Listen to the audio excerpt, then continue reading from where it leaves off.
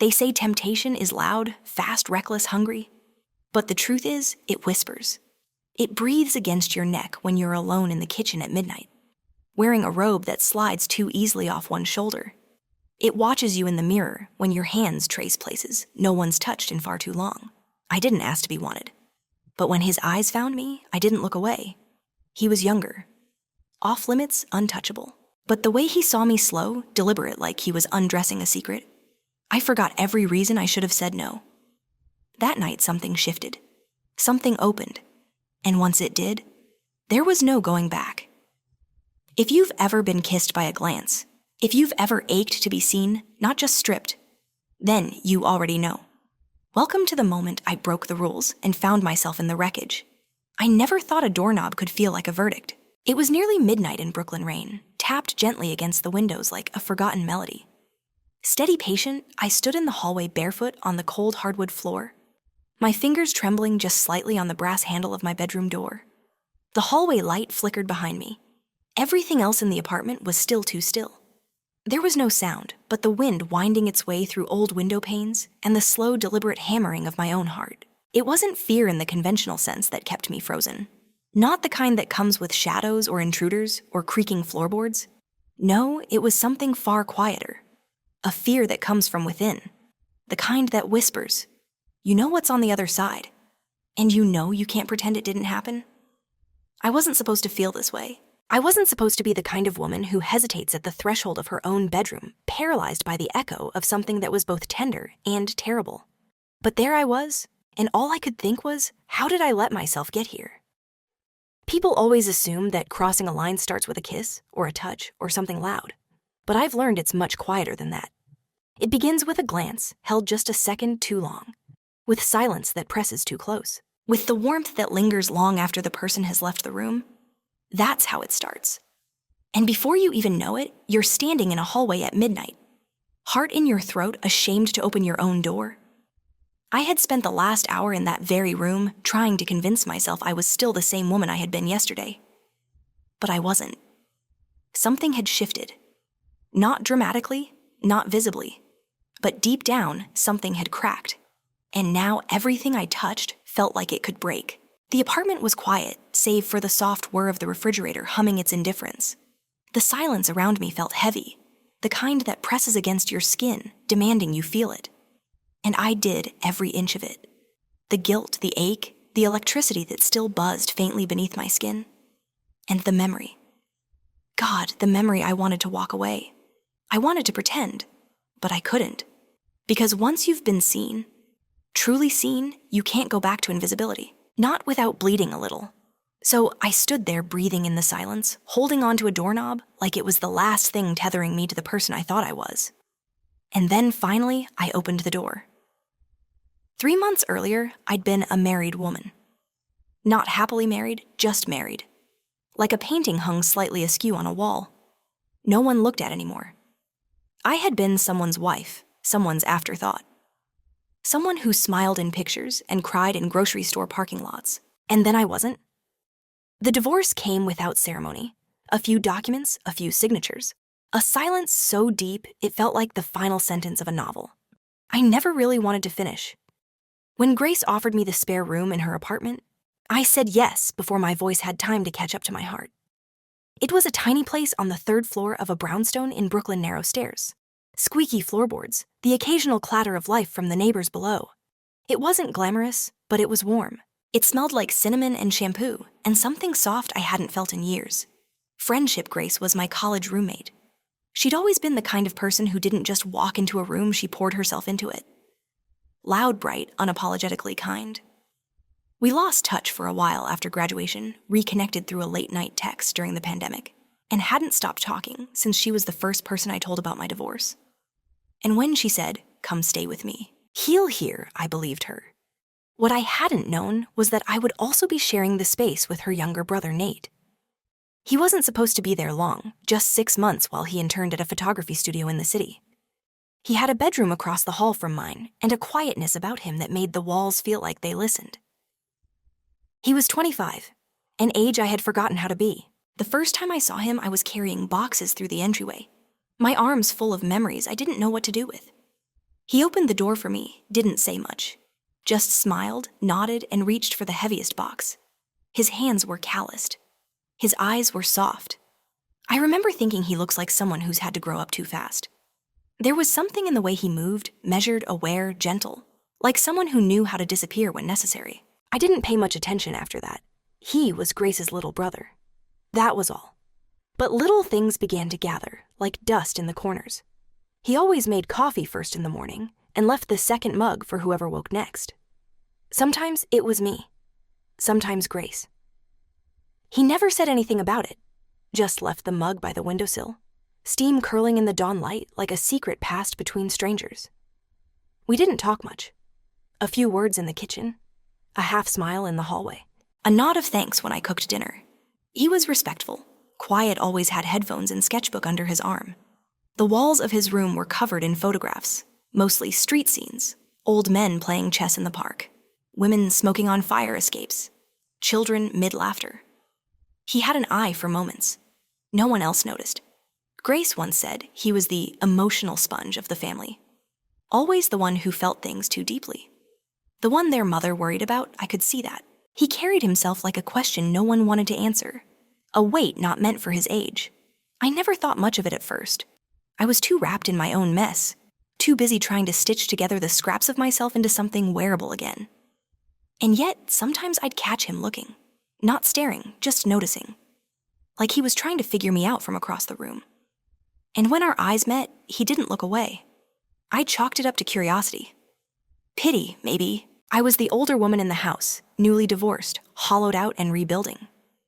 I assumed I was just a passing flicker of interest in his world of light and lenses. I didn't realize then that he wasn't looking at me like I was something broken. He was looking at me like I was something alive. And after years of being ignored by someone who once swore he loved me, that glance hit harder than it should have. But I wasn't ready to admit that yet. Not to myself. Not to anyone. It didn't happen all at once. There wasn't a single moment where I could say, this is when it started.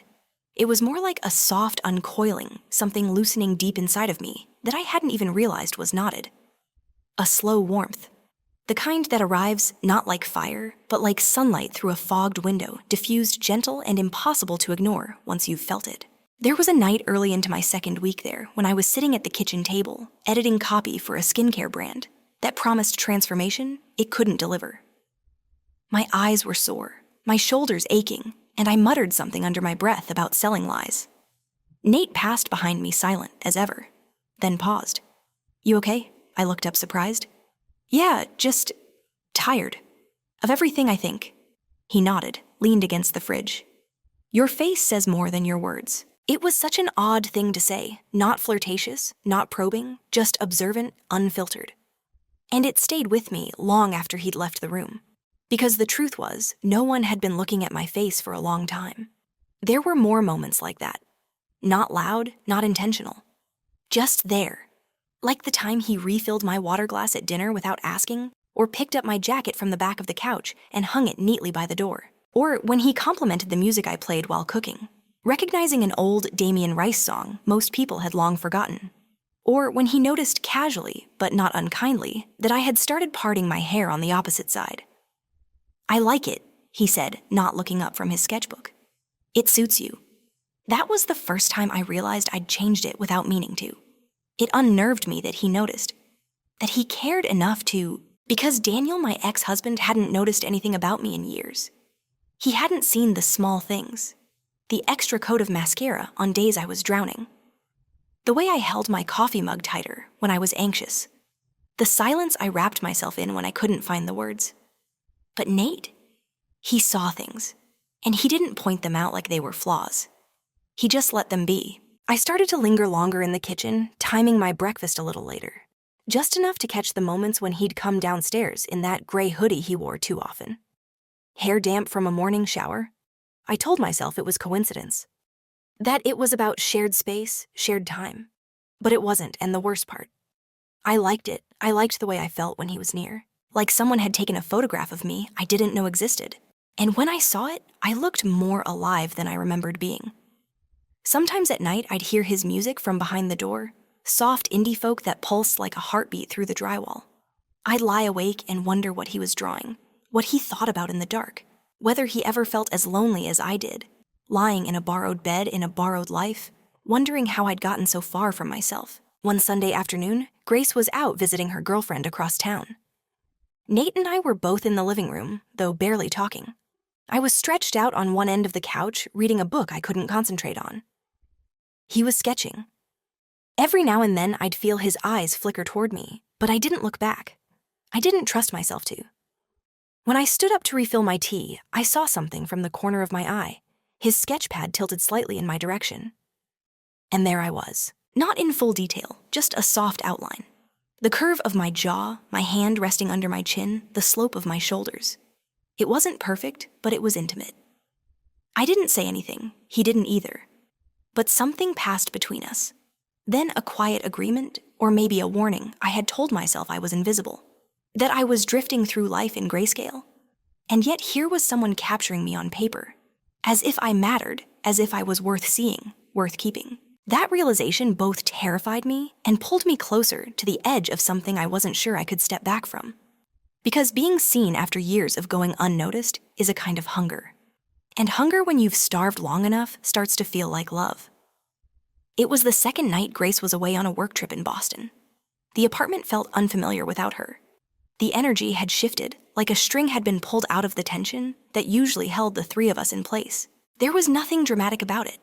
No specific sound or scent. Just a stillness that settled deeper than usual. Thick enough that even my own breath felt intrusive. I hadn't planned to drink, but I poured myself a glass of red anyway. Then another. It wasn't celebration, and it wasn't sadness either. It was something in between, a quiet ache looking for softness, a need I couldn't name, only feel in my skin. I sat on the edge of my bed with the lights off, the curtains drawn halfway. The city glowed faintly through the sheer fabric, like the memory of stars. I hadn't meant to touch myself that night. Not really.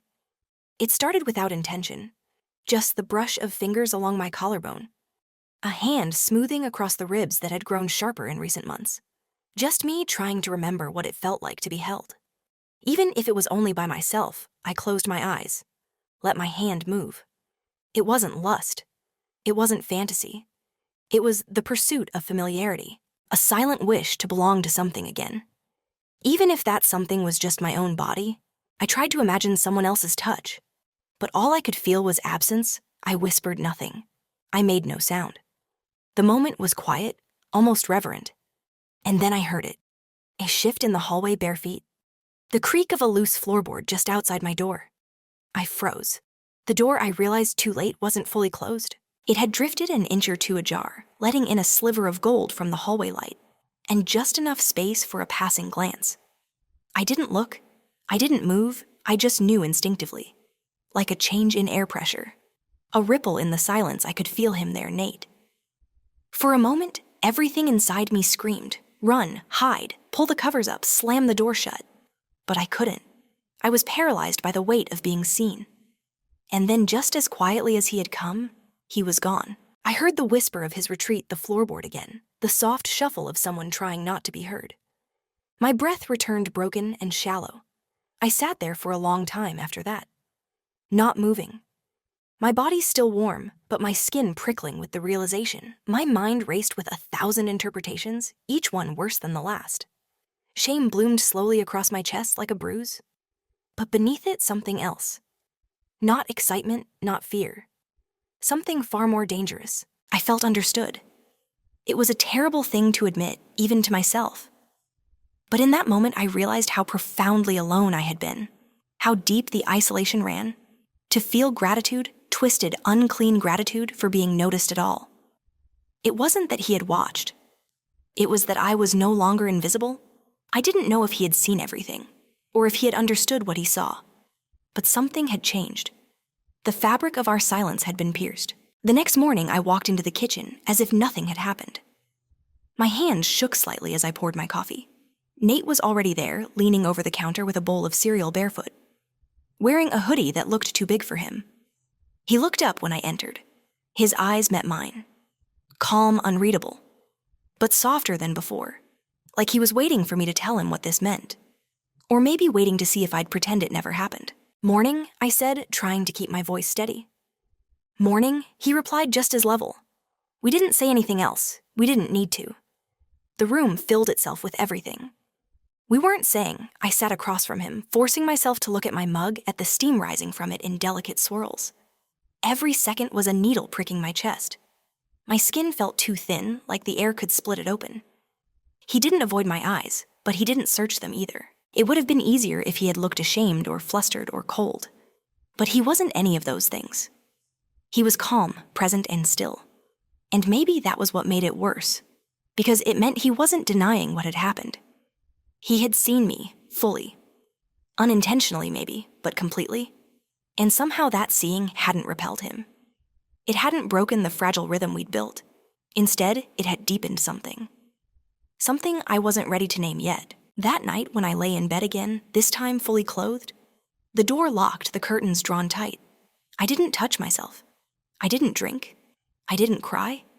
I just stared at the ceiling, listening for footsteps in the hallway that never came.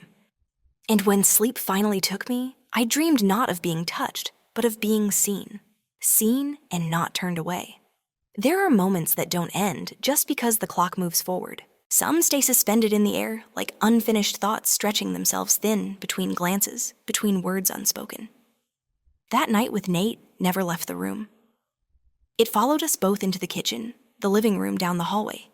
It curled around us, silent and ever-present, as if the walls had learned how to whisper. We didn't talk about it. Of course we didn't. That would have required too much honesty. And honesty in a house where everything stayed politely unspoken would have been the rudest act of all. But things changed, not dramatically. Just in the subtle ways that only two people who share a secret can notice. His eyes lingered a bit longer when we passed each other. His movements around me were slower, more intentional, as if he were trying not to startle something fragile. He didn't look away when our hands brushed, reaching for the same mug. And I didn't pull away. There was a new silence between us. Not the empty, distant kind I had known with my ex-husband Daniel, who used silence as a wall. Nate's silence was filled. A quiet that pulled you in, made space for you. Held a question it didn't dare ask out loud. I began to notice things I'd never noticed before. The way he stood when he listened. Shoulders relaxed, head slightly tilted, like he was trying to hear more than just your words. The way his fingers fidgeted with the edge of his sketchbook when he was unsure of something. The way he always paused for a heartbeat before answering, like he actually thought about his responses, rather than offering them reflexively. There was care in him. Unpolished, awkward sometimes, but unmistakably present. And then there was me. I was changing too. I started choosing different clothes. Not provocative, just softer, more deliberate. A loose sweater that fell off one shoulder. A camisole I hadn't worn in years now, layered under a flannel, but never fully buttoned. I stopped tying my hair back tightly and let it fall in waves, wild and unbrushed.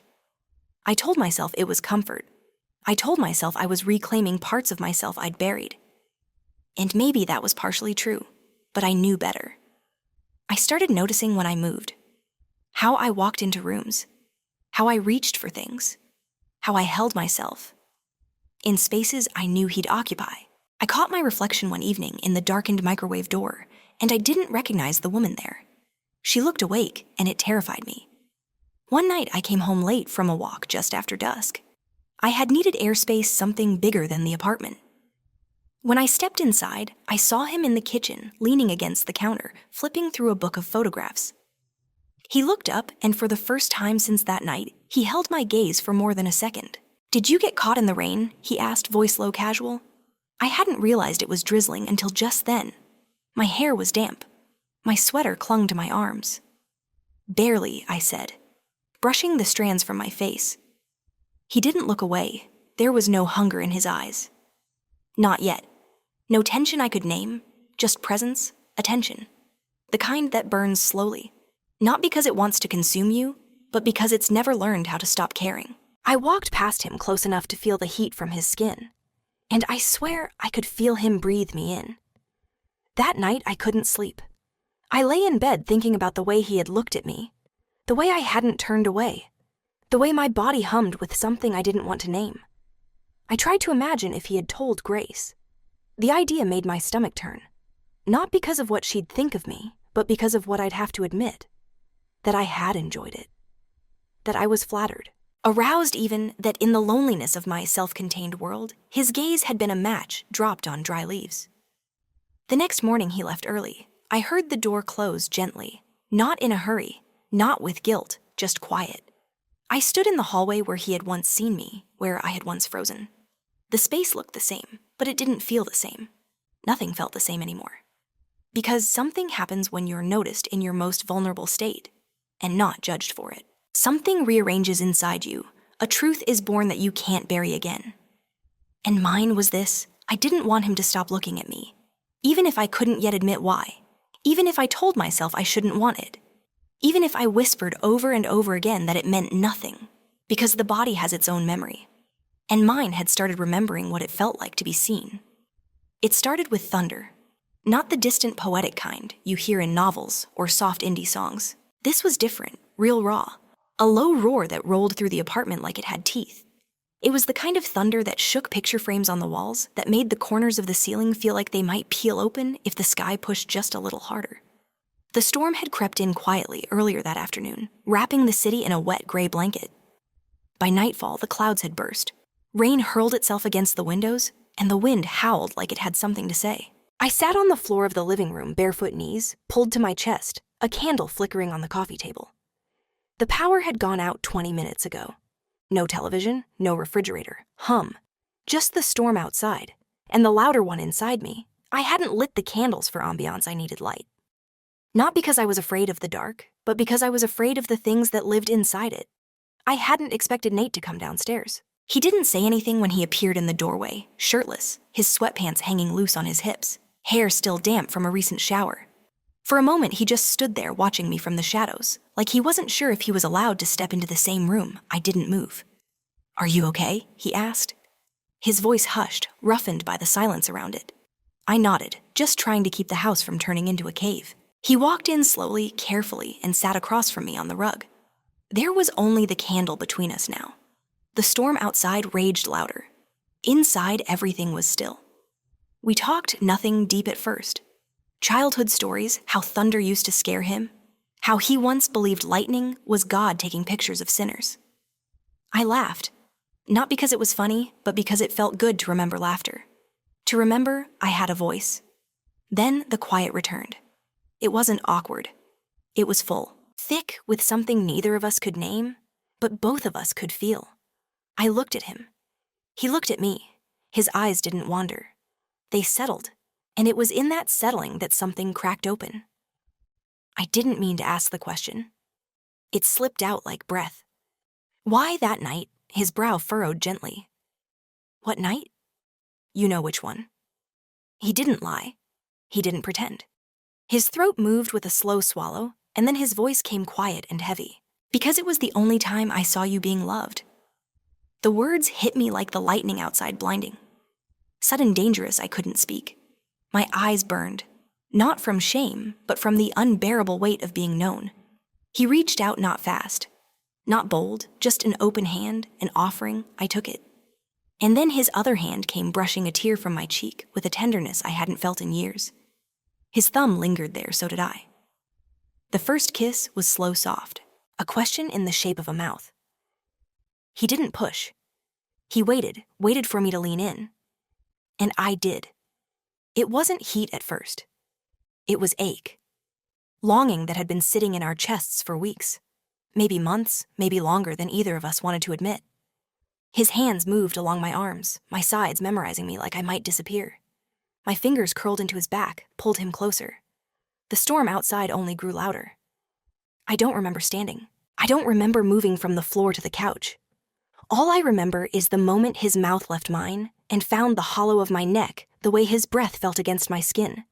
How my own body rose to meet him before my mind had time to resist. He whispered my name like a prayer. I answered with silence. When he entered me, I didn't flinch. I didn't hesitate. I let go. There was no shame in the way we moved. No hesitation. Just truth. Breath. Skin. Need. Years of invisibility peeled away like old paint, revealing something softer underneath.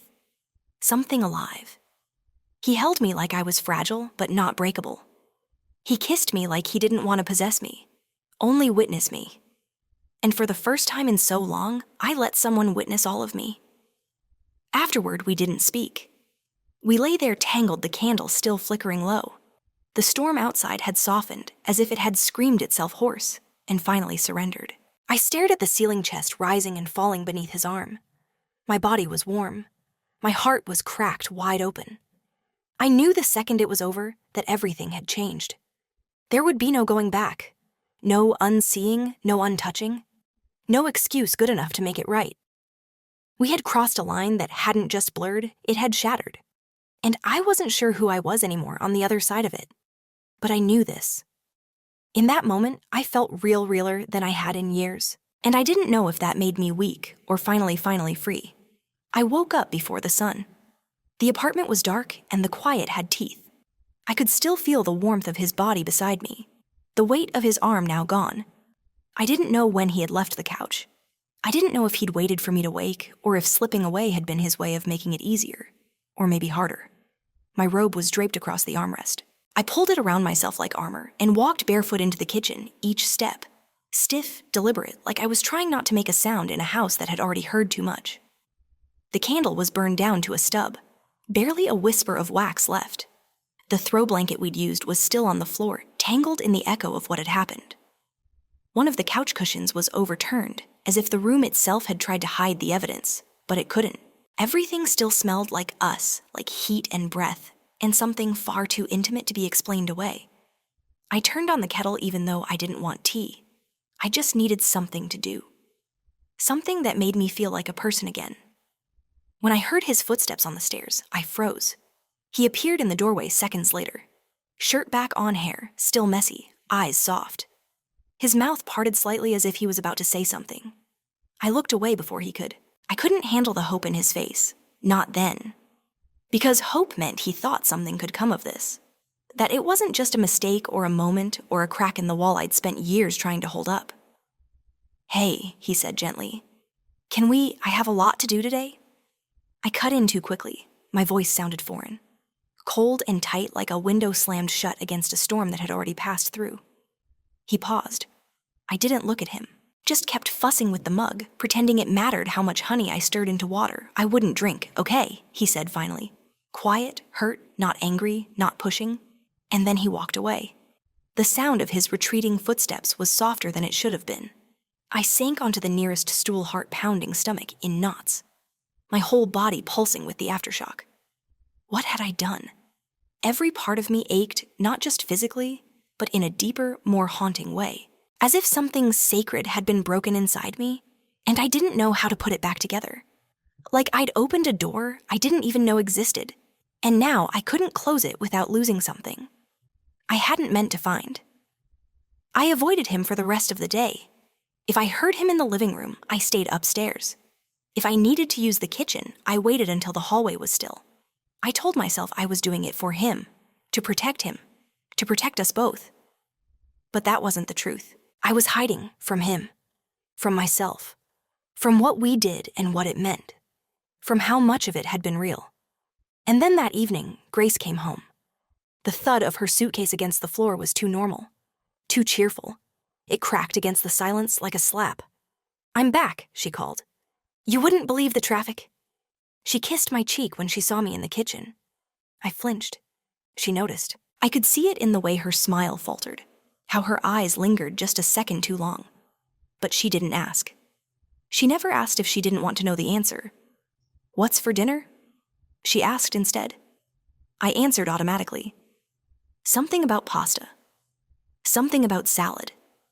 I don't remember what I said. I don't remember what I cooked. Only that my hands moved as if they belonged to someone else. Nate came down late. His footsteps were hesitant, slower than usual. He didn't look at me. He didn't speak unless Grace addressed him, and even then his answers were clipped polite empty. I kept my eyes on my plate the entire meal. Grace chatted about her trip, about the awful hotel coffee, about how the client had worn 2 different shoes, and never realized. She tried to make us laugh. Neither of us did. After dinner, Nate disappeared upstairs. Grace gave me a look, brow furrowed. "Everything okay?" "Yeah," I said too quickly. "Just tired." She didn't press. She never did. But I could feel it, the tension hovering just beneath the surface. The beginning of a question she hadn't yet formed. That night when Daniel had still been my husband, and we shared a bed, I'd often fake a headache to avoid intimacy. It had become a kind of ritual, a way to protect myself from being touched by someone who no longer touched me with love. That night, I told Grace I was going to bed early. She nodded. I went upstairs, locked the door, and sat on the edge of the bed until my legs went numb. The house was quiet again, but it wasn't peace. It was distance. And distance, I was learning, could be louder than thunder. The days after felt like living inside a photograph, just out of focus colors, still there, shapes still familiar, but nothing sharp enough to hold on to Nate. Barely spoke to me. When we crossed paths, which we rarely did, his eyes held the weight of questions he no longer dared to ask. He wasn't angry, he wasn't cold. He was something worse, wounded. His quietness had shifted from gentle to distant. And it was that distance that cut me the deepest. I had given him something, then ripped it away before either of us had the chance to decide what it meant. And he didn't chase me for it. He just stood there in the wreckage and let the silence do the grieving. I filled my time with distractions, cleaning things that didn't need cleaning, rearranging bookshelves, moving throw pillows from one chair to another. Like the right configuration might somehow realign my sense of self. I reorganized the pantry, alphabetized the spices, washed the windows, polished the door handles. But nothing touched the ache inside me, and the more I tried to scrub the house of that night, the more the walls seemed to remember. Every room whispered it back to me. The couch where his hands had mapped the outline of my ribs. The floor where our clothes had fallen in soft thuds. The mirror in the bathroom where I'd caught my own reflection and flinched. I didn't recognize the woman staring back. Not because she was shameful, not because she was broken, but because she had done something she couldn't take back. And worse, she didn't regret it in the way she was supposed to. The guilt came in waves, and when it did, it drowned me. I'd stand over the kitchen sink, palms pressed to porcelain stomach, twisting, throat burning, wondering what part of me had let it happen. What version of myself had welcomed him in? Not just into my body, but into a place I thought I'd locked away long ago. And beneath the guilt, buried but pulsing, was the ache. A hunger that didn't go away, just because I tried to deny it. I missed him. Not just his presence, but the way he made me feel alive. Seen, wanted. The way he listened when I spoke. The way his eyes held me in a quiet kind of reverence I had never known before. It wasn't about the sex. It never had been. It was about the recognition. That terrifying, beautiful feeling of being truly visible. But now all of that was gone. Hidden under layers of unspoken shame and restraint. Both of us walking on eggshells made of glass. We had broken together. Grace didn't know, at least not in the way people know things with certainty. But she sensed it, in the way she studied me when I spoke, in the way she looked at Nate a little too long across the dinner table. She didn't say anything, but the silence between us had started to feel different too. Less like comfort, more like suspicion. One night I caught her standing in the hallway with one of Nate's sketchbooks in her hands. Her brow was furrowed. Her lips slightly parted, as if she had just stumbled across something she wasn't supposed to see. She didn't notice me watching. I stepped back into my room before she could. I didn't want to know what page she'd opened to. Did he draw me again? Had he sketched some fleeting echo of that night? Did he hold on to pieces of it, the way I had tucked between thoughts, like pressed flowers that still smelled faintly of something forbidden? The questions spun like dust in my chest. That same night I tried to write, I sat at my desk with a blank document open, the cursor blinking like an accusation. I typed 3 words, then deleted them. Typed again. Deleted again. I couldn't find language for this. For the thing we did. For the way it still lived inside me like a second heartbeat. I hadn't told anyone, not my therapist, not my friends, not even myself. Not in words that dared to be spoken out loud. The secret sat just below the surface. A soft, hot stone pressing against my ribs, invisible to the world, but always there. And Nate, he became a ghost in the house we shared. Not gone, not silent, just untouchable. I would hear him in the other room, humming along to music. I'd catch a glimpse of him through the hallway mirror towel slung over his shoulder after a shower.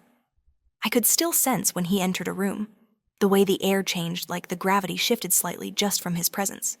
But we didn't speak. We didn't even nod anymore.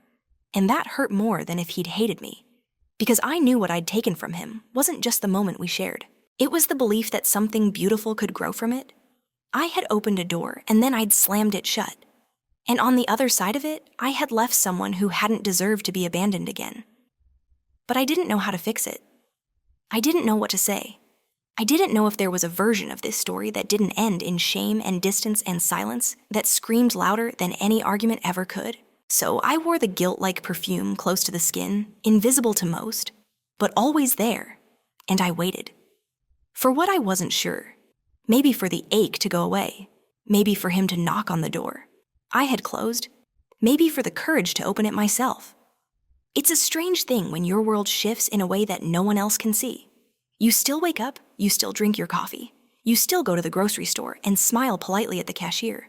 But inside, everything has changed.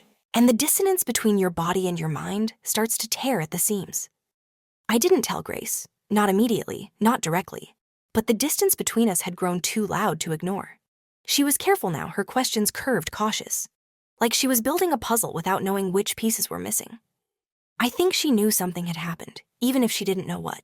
She sensed it in the air, in the way I left rooms a beat too quickly, in the way I avoided mirrors and eye contact and the sound of my own name.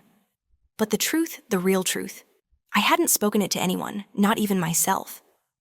Until I sat across from a stranger in a softly lit office that smelled like lavender and rain and admitted it out loud.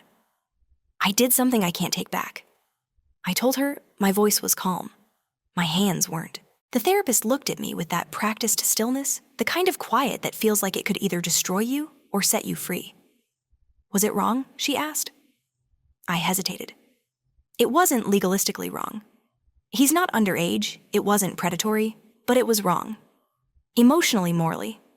He trusted me, I crossed a line. And did you love him? I stared at the floor. I don't know. Maybe, but not in the way people want love to look. I didn't want to possess him. I just wanted to be seen, and he saw me. Sometimes that's all it takes to unravel a person. Not cruelty, not abandonment, but kindness in the shape of attention.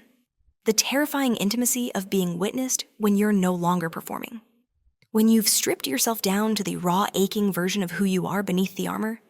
That's what Nate gave me, and that's what I had tried to throw away. After that session, I walked for hours. Through unfamiliar streets, letting the noise of the city cover the noise inside my head. I sat in a small park, watched a group of kids kick a soccer ball in the mud, watched an old woman feed pigeons with breadcrumbs from a wrinkled paper bag. Everything kept moving. No matter how stuck I felt the world insisted on turning. The pigeons didn't care who I'd slept with. The sky didn't pause to judge me. And that oddly brought me comfort. I knew I couldn't keep living inside a lie. Not with myself, not with Grace. So one night when the house was quiet and Nate was out, I poured a glass of wine, waited until she had taken off her makeup and settled into the couch, and then I sat across from her. My hands trembled around the stem of the glass, and my mouth was dry even after the first sip. I need to tell you something, I said. Grace looked at me, not sharply. Just open, and I did. I didn't give her the whole thing. Not every second, not every word. But enough. Enough for her to understand that I had crossed a boundary with Nate, that it hadn't been planned, that I hated myself for how easily I let it happen, and how hard it had been to let it go. She didn't yell, she didn't cry, she just blinked once, twice. Then she set her wine down and stared at the table between us like it had started whispering things she didn't want to hear. I don't know what to say, she said eventually. You don't have to say anything, I whispered. Did you love him? I don't think it was about that. It was about being seen. I didn't realize how long I'd gone without being looked at. Like I mattered. There was a long silence. Then Grace nodded. Not in agreement, just acknowledgement. You hurt him, she said. I don't know if you meant to. But you did. I know I said, I know I did. And that was the worst part. I hadn't meant to. But I had. Because sometimes, even when you don't mean to break someone, your silence can crush them more than your truth ever would. She stood up, didn't hug me, didn't leave either. Just walked to her room and closed the door behind her. It wasn't forgiveness, but it wasn't condemnation either. It was space, and space was more than I thought I deserved. That night, I didn't sleep. I lay on my bed, the ceiling above me, a blank canvas where my mind replayed everything. the sound of his voice, the feel of his hands, the way I'd turned away when he needed me to stay, the way I'd convinced myself it meant nothing, just so I wouldn't have to deal with what it did. I had been lonely for so long. I mistook recognition for love. I had been starving for so long, I couldn't tell the difference between affection and absolution. But now I was starting to. And that more than anything terrified me. Because if I could name what I'd done, if I could truly see it without flinching, then I would have to choose who I would become next. And the truth was, I didn't know yet. I just knew I couldn't go back. Time didn't fix anything. It didn't sew up the seams or rewind the moment or paint over the parts of me I wanted to forget. What it did was soften the edges, blur the sharp corners just enough so I could move through my days without bleeding on everything I touched. Nate didn't speak to me again. He stayed out more, came home late, left early. When we did cross paths, there was a kind of gentleness in his silence, like he was trying to carry his part of the story without setting mine on fire. He no longer looked at me the way he used to, not because the feeling had disappeared, but because we both knew it couldn't survive in the open air. I didn't ask for more, because some things aren't meant to become anything beyond what they already are. Some people enter your life not to stay, but to show you the version of yourself you buried. And once you've really seen her, you can't pretend she never existed. I started going on walks in the morning, slow, deliberate ones. I left my phone at home. I paid attention to things I hadn't noticed in years. The sound of my own breath, the cracks in the sidewalk, the way sunlight touched the tops of buildings, like it was forgiving them for standing still too long. I read again, not for distraction, but for resonance. I stopped underlining the lines that hurt and started underlining the ones that healed. I started writing again too, not for clients. For me, quiet paragraphs in a leather notebook. Fragments of thoughts, some too fragile to speak aloud. I didn't try to make them beautiful. I just let them exist. And that felt like enough. One afternoon I moved out. I didn't make a scene. I packed in silence while Grace was at work. I left a note on the kitchen counter, short, sincere, not asking for forgiveness, but thanking her for the shelter she'd given me, even when I didn't know how to accept it. The new apartment was small, with high ceilings and a window that overlooked the back of a laundromat. It wasn't glamorous, but it was mine. The first space in a long time that felt like it didn't require a version of me. I no longer wanted to wear. I hung no pictures at first. I didn't bring much. Just a few books. My kettle, a single blanket I liked. The sketch Nate had drawn of me, just the outline, soft and unfinished. I kept it folded between pages of a poetry collection I never finished. Sometimes I took it out, not to remember him, to remember me. The woman I had forgotten. The woman who had settled so long for being background noise that she mistook silence for comfort. One night I found a note in the bottom of a tote bag I hadn't used since the spring. It was folded twice, tucked beneath a receipt for groceries and a bus ticket I never used. In Nate's handwriting, you weren't invisible. Not to me, even when you tried to be. I sat on the floor of my apartment for a long time after that. Not crying, just still. Because for the first time in a long time, the stillness didn't feel like absence. It felt like a beginning. Not the beginning of a new love. Not the start of some fresh, clean chapter with someone else waiting at the edge of it. Just the beginning of me. And that was enough. Because sometimes the most radical thing you can do is survive yourself. To step out of the ruins, not untouched, not unscarred, but upright. To choose yourself, not as redemption, not as revenge, but as truth. I may never be the woman I once thought I'd become. But I am no longer the one who stood frozen in a hallway afraid to open a door. Now I walk through, not because I know what waits on the other side, but because I know I can face it. Whatever it is,